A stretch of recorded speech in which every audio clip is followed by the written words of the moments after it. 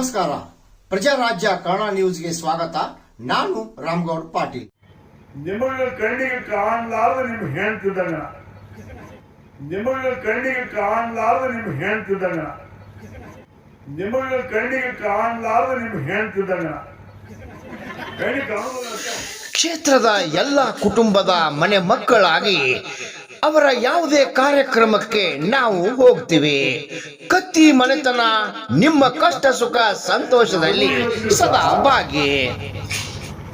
ಪರಿಸ್ಥಿತಿಯನ್ನು ನೋಡ್ಕೊಂಡು ಇವತ್ತು ದಿವಸ ತಮ್ಮದು ಆಹ್ವಾನ ಇರಬೇಕು ಅನ್ನೋ ಮಾತನ್ನ ಈ ಸಂದರ್ಭದಲ್ಲಿ ಹೇಳ್ತಾ, ಯಾಕಂದ್ರೆ ಕಾರ್ಯಕ್ರಮಕ್ಕೆ ಬಂದ್ರೆ ನಿಮ್ ಯಾಕೆ ಪ್ರೀತಿ ಅಂತ ಏನಲ್ಲ, ನಾ ಬರ್ಲಿ ಬಿಡ್ಲಿ. ಕತ್ತಿ ಮನೆತನದ ಮ್ಯಾಗ ಹುಕ್ಕೇರಿ ಮತಕ್ಷೇತ್ರ ಸೇರಿದಂತೆ ಜಿಲ್ಲೆಯಲ್ಲಿಯ ಜನರ ಬಹಳ ಪ್ರೀತಿ ನಮ್ಮ ಮ್ಯಾಲ ಐತಿ. ಅದಕ್ಕೆ ಎಲ್ಲ ಕಾರ್ಯಕ್ರಮಕ್ಕೆ ನಮ್ಮನ್ನು ಕರಿತಾರ. ಒಂಥರ ಕಣ್ಣಿಗೆ ಕಾಣುವುದು ಹೆಂಡತಿ ಇದ್ದಂಗ ನಾ ಅಂತ ರಮೇಶ್ ಕತ್ತಿ ಹೇಳಿದ್ರು ನೋಡಿ.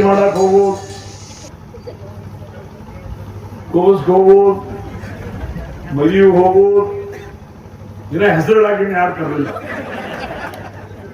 ಅದ್ರ ನಂತರ ಒಂದು ವರ್ಷದ ಬರ್ತ್ಡೇಗೆ ಹೋಗುವುದು. ಅಂದ್ರೆ ಈಗ ಜನ ಏನ್ ಎಲ್ಲರೂ ಹೋದ್ರೆ ಆ ಸಾಗರಾರ್ಥ ಹೇಳ್ತಿರ್ಲ, ಹಂಗ ನಾ ಬಂದ್ರು ಅಷ್ಟೇ ಬಿಟ್ರು ಅಷ್ಟೇ ನಿಮ್ಮ ಜೊತೆಗೆ ನಿಮ್ಮ ಕನಸಿನಲ್ಲಿ ನಿಮ್ಮ ಸುಖ ದುಃಖದಲ್ಲಿ ಕತ್ತಿ ಮಾಡ್ತಾರ ಖಾಯಂ ಆಗಿರ್ತದೆ ಅನ್ನೋದು ಮಾತನ್ನು ಸಹಿತ ಇದೇ ಸಂದರ್ಭದಲ್ಲಿ ನಾ ಹೇಳಲಿಕ್ಕೆ ಇಚ್ಛೆ ಪಡ್ತಾರೆ. ಮಾಜಿ ಸಂಸದ ರಮೇಶ್ ಕತ್ತಿ ಅವರ ಈ ನುಡಿ ಮುತ್ತುಗಳಲ್ಲಿ ಒಂದು ಅರ್ಥನೂ ಐತಿ.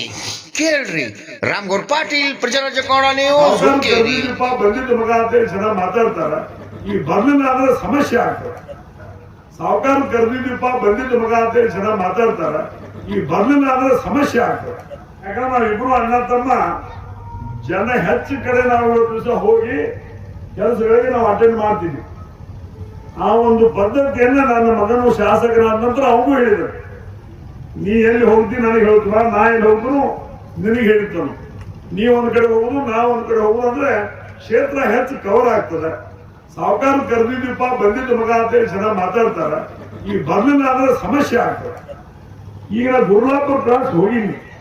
ಈ ಬಸವರಾಜ್ ಸುಲ್ತಾನ್ಪುರ ಅವರು ಬರ್ತಾ, ಆ ಪ್ರಕಾಶ್ ಬೈರಾಶಿ ಬರ್ತಾ, ಇವರು ಬಡ್ದಿಗೆ ಮಾತು ತಿರುಕೊಂಡು ಮಾತೀನಿ ಮೇಡಮ್ ಅಂತ.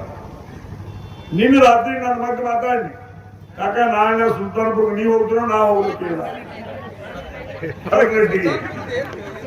ನಿಂದ ಅದು ಕಾರ್ಯಕ್ರಮದಲ್ಲಿ ಇದೇನು ಸತ್ಸಂಗ ಹೇಳ್ತು. ಆ ಬರಗಂಟಿಗೆ ಕಾಕ ನೀವು ಹೋಗ್ತೀರೋ ನಾವು ಹೋಗಂದ.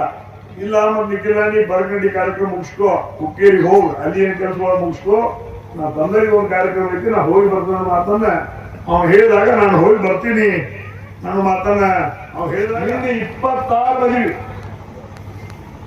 ಬಹುಶಃ ಪೃಥ್ವಿ ಕತ್ತಿ ಮತ್ತು ಪವನ್ ಕತ್ತಿ ಇಬ್ರು ಕಳಿಸಿನ. ಒಬ್ಬಗೆ 13, ಒಬ್ಬಗೆ 12. ಅಥವಾ ಮತ್ತೊಬ್ಬ ಫೋನ್ ಮಾಡಿದ, ದೊಡ್ಡನಾಗನವ್ರ ಬಸ್ಸು ನನ್ನ ಮಗನ ಭೇಟಿ ಮಾಡೋದಕ್ಕೆ ಸಾವುಕಾರ ನೀ ಬರಾಕ್ಬೇಕ. ಭೇಟಿ ಮಾಡಕ್ ಹೋಗೋದು, ಕೋಸ್ಗೆ ಹೋಗೋದು, ಮದುವೆ ಹೋಗೋದು, ದಿನ ಹೆಸರುಗಳಾಗಿ ಯಾರು ಕರಲಿಲ್ಲ. ಅದ್ರ ನಂತರ ಒಂದು ವರ್ಷದ ಬರ್ತ್ಡೇಗೆ ಹೋಗೋದು. ಅಂದ್ರೆ ಈಗ ಜನ ಏನ್ ತಿಳ್ಕೊಂಡ್ಬಿಟ್ಟಾರೆ, ಅಪ್ಪದನ ಹೇಗತ್ತಿಲ್ಲ, ಅವ್ರ ಪ್ರೀತಿಲೇ ನಮ್ಮ ಸರ್ಕಾರ ನಮ್ಮ ಕಾರ್ಯಕ್ರಮಕ್ಕೆ ಬರ್ಬೇಕು ಅನ್ನೋದು ಭಾವನೆ ಕೇಳ್ತಾರೆ. ಆದ್ರೆ ನಮ್ಮದು ಪರಿಸ್ಥಿತಿ ನೋಡ್ಕೋಬೇಕು. ಈ 26 ಮದುವೆ ನಾನಿಬ್ರು ಮಕ್ಕಳನ್ನ ಕಳಿಸಿ ಮುಂಜಾನೆ 9ರಿಂದ ಸಂಜೆ 4ಕ್ಕೆ ಮುಗಿದ. ಅವನು 12, ಅವನು 13. ಒಂದೇನೋ ಕ್ಯಾನ್ಸಲ್ ಆಗಿತ್ತು, ಹೋಗಕ್ಕಾಗಿಲ್ಲ, ಬಹಳ ದೂರ ಇತ್ತು. ಅಂದ್ರೆ ನಮಗೂ ಇವತ್ತು ದಿವಸ ಪರಿಸ್ಥಿತಿಯನ್ನು ನೋಡ್ಕೊಂಡು ಇವತ್ತು ದಿವಸ ತಮ್ಮದು ಆಹ್ವಾನ ಇರಬೇಕು ಅನ್ನೋ ಮಾತನ್ನ ಈ ಸಂದರ್ಭದಲ್ಲಿ ಹೇಳ್ತಾ, ಯಾಕಂದ್ರೆ ಕಾರ್ಯಕ್ರಮಕ್ಕೆ ಬಂದ್ರೆ ನಿಮ್ ಯಾಕೆ ಪ್ರೀತಿ ಅಂತ ಏನಲ್ಲ, ನಾ ಬರ್ಲಿ ಬಿಡ್ಲಿ. ನಿಮಗೆ ಕಣ್ಣಿಗೆ ಕಾಣಲಾರ್ದ ನಿಮ್ ಹೆಣ್ತಿದ್ದಂಗ, ಕಣ್ಣಿಗೆ ಕಾಣೋದಿಲ್ಲ ಅಂತ. ಹೆಂಗ ಎಲ್ಲರೂ ಹೋದ್ರೆ ಆ ಸಾಗರಾರ್ಥ ಹೇಳ್ತಿರ್ಲ, ಹಂಗ ನಾ ಬಂದ್ರು ಅಷ್ಟೇ ಬಿಟ್ರು ಅಷ್ಟೇ ನಿಮ್ಮ ಜೊತೆಗೆ ನಿಮ್ಮ ಕನಸಿನಲ್ಲಿ ನಿಮ್ಮ ಸುಖ ದುಃಖದಲ್ಲಿ ಕತ್ತಿ ಮಾಡ್ತಾರ ಖಾಯಂ ಆಗಿರ್ತದೆ ಅನ್ನೋದು ಮಾತನ್ನು ಸಹಿತ ಇದೇ ಸಂದರ್ಭದಲ್ಲಿ ನಾ ಹೇಳಲಿಕ್ಕೆ ಇಚ್ಛೆ ಪಡ್ತಾ ಇದ್ದಾರೆ.